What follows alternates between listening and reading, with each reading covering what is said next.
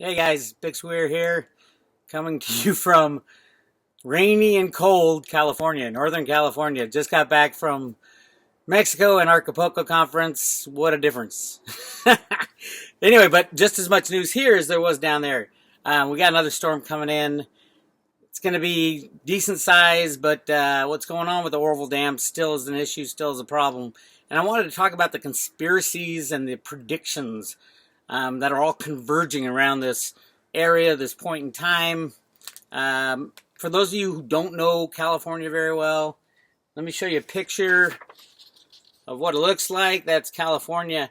And you notice that dark green spot right down the middle is like a bowl that's been cut out of California. And that's the most fertile growing area in all of the United States, which is interesting because it used to be an inland sea. That's why it's so fertile. It was a sea long ago, and you can still find fish fossils all over the place and things like that. Our weather is changing.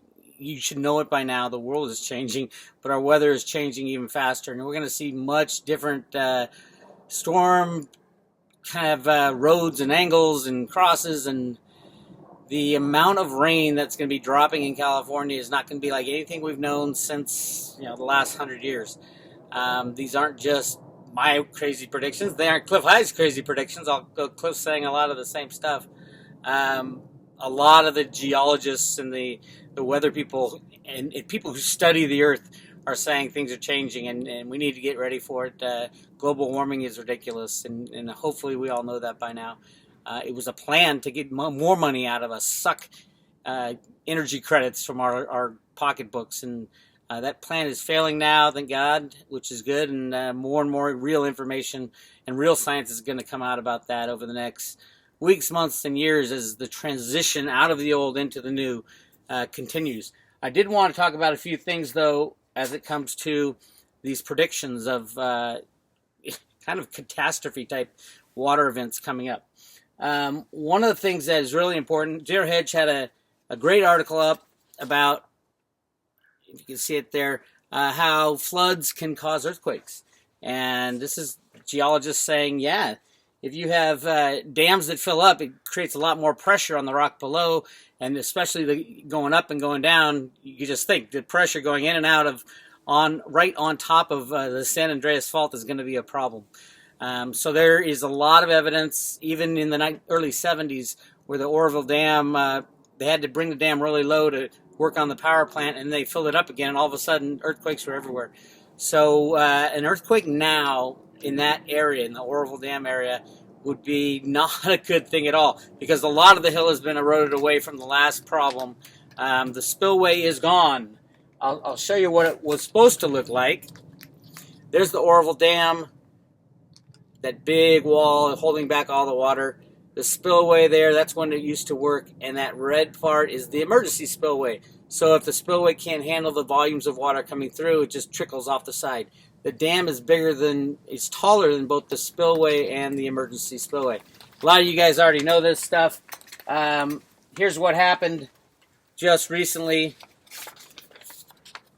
The spillway broke about halfway through, and then all that dirt and rock got washed into the river below. Now, the river below got blocked up, which created a pool, and that pool was too big for the water to run through the power plant at the base of the dam. It was a mess. It was a complete mess, and they're not going to fix it. That's what it looks like. They shut off the spillway. They shut off the emergency spillway and everything when the last rain stopped, and what they're trying to do now, that's what the spillway looks like. It's just destroyed, absolutely destroyed. And they've already said they can't put any more water through there because they're afraid they might erode the hill, which could take down the entire dam. There's another picture of what the lovely spillway looks like. Look at the size of the people. That's not some kind of little project that's going to be done overnight. They're saying they're hoping to fix it by next winter. So yeah, this is going to be a problem all throughout the rainy season, which is right now. And the bigger problem, I believe, is these prophecies and people saying, who are really good at telling the future. My buddy Cliff High is the best. I love him. He's great. In his report just recently, which you should get yourself a copy. Go to his site, halfpasthuman.com. It's only $15. Buy the report. It's really interesting, and really you can use it in your daily life, which is important. But here's what he says about California.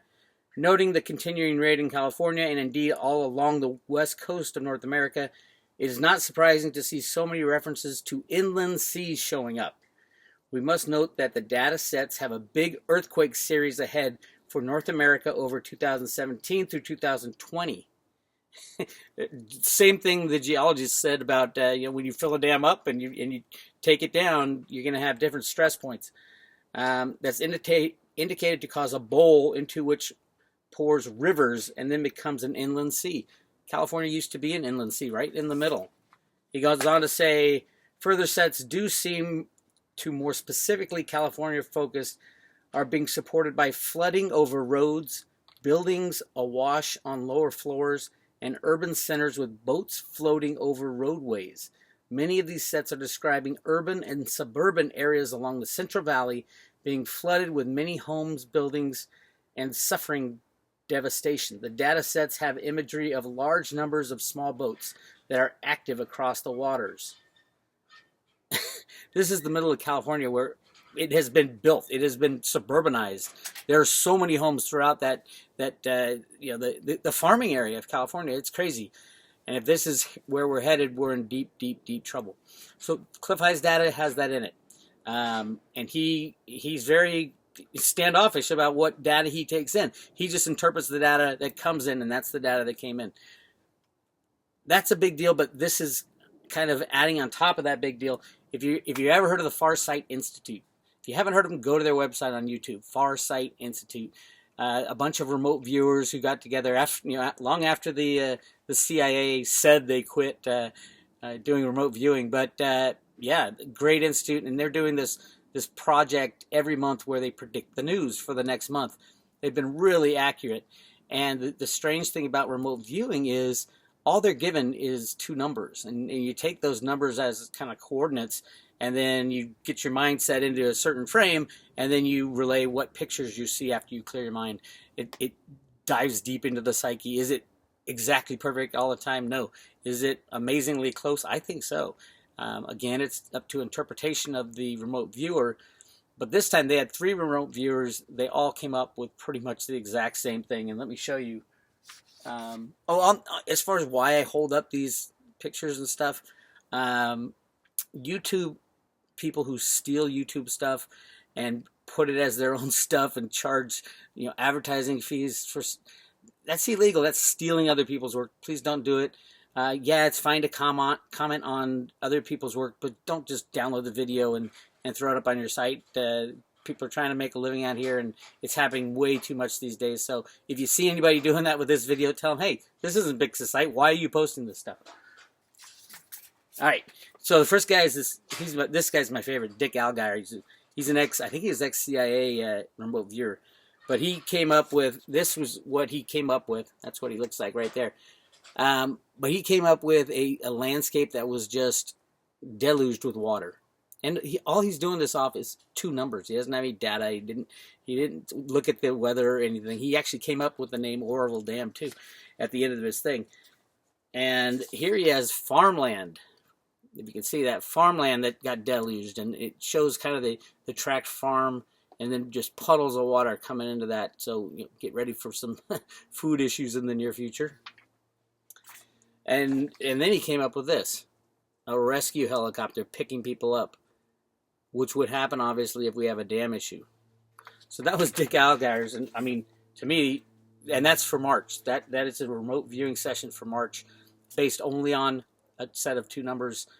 Check out the site, and you'll get more familiar with remote viewing. The second is Princess Shanae. There it is. Look at that. From 2 numbers, she came up with this. A town being deluged by water. She even had a plane crash in there. Not sure if that's going to happen, or, but basically all the water that's going to come out of Oroville and down from the mountains when all this snow melts, it's going right into the Delta system in Sacramento. Clearly, this is a huge, raging, rushing river through. I mean, there's so many problems that are going to happen in Northern California if the Oroville Dam goes, or any of the other dams, or if there's just a lot of water, as Cliff is predicting, rivers in the sky coming down on us. This was Princess's other drawing. Again, very, very, very close to what is could be happening at the Oroville Dam if it does give loose, or if the spillway gives loose. As far as the dam itself, right now, the spillway is not going to be used ever again. Well, until the summer, until they fix it, and you saw why, because it's eroding the side.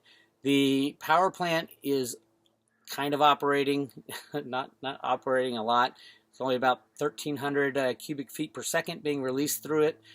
It can get up to 14,000 cubic feet per second. And really, that's the only normal spillway that they can lower the level of the dam. Right now, it's at 850 feet and climbing. 900 is where you overflow into the emergency spillway. Now, last time, that's what happened. It went into the emergency spillway, and the emergency spillway started eroding quickly, or much faster than they thought. So as the water rises, there's really nowhere for it to go except over the emergency spillway. And the emergency spillway is below the top of the dam, so everything will be going off the emergency spillway, and there's no way to stop it. And what it also does, it also, because of all the runoff and debris that comes down, it clogs the river below and backs up the pool of water right under the part where the power plant shoots the water out. So then you're gonna, if you lose that like they did last time, you're gonna lose another 14,000 cubic feet per second of emptying capacity. Basically, it's a mess. It's a mess, and right now the lake is filling because we got rain forecast for this weekend, and then off and on for the rest of the month. And then who knows how big or how strong it's going to be. But the combination of all the things going on there with these predictive linguistics of Cliff High, with the remote viewing predictions for the month of March, I'm just saying, get yourself prepared. As always, be prepared. Have enough food, water, a bug out plan if you live in anywhere near that area. Immediately affected would be 5 or 6 towns right below Oroville. But even worse, you're going to have everything rushing into the Sacramento aqueducts and all the levees around there that feed our nation. And if those start to go, then nothing you can do. Throw your hands up, try to save people, which is what Dick Algire's remote viewing session showed that we were doing. We will see. Just be prepared. If you live in the immediate area, I know they said, yeah, you can go back to your house, but be ready to bug out again. I would say if you can, work remotely above the Oroville Dam area, just to be safe and get your valuables out. It gives you a little bit of time. I'm not saying this is absolutely going to happen, but what I am saying, there's a convergence of these two predictive what are they? Predictive plans, Cliff's predictive linguistics, where his webbot goes out there and predicts the future based on the change of language that people are talking about, and it seems to work. I don't know why or how. It's kind of psychic. But the other one, remote viewing, I've tried it, and it's really cool. I can't clear my mind enough to be a good remote viewer, but if you can, you could really get some good insight into kind of what potentially might happen in the future, and what the odds are of it happening. So anyway, that's my news from Northern California. I miss Mexico, the sun and the fun. But hey, back to reality, and I'll talk to you later.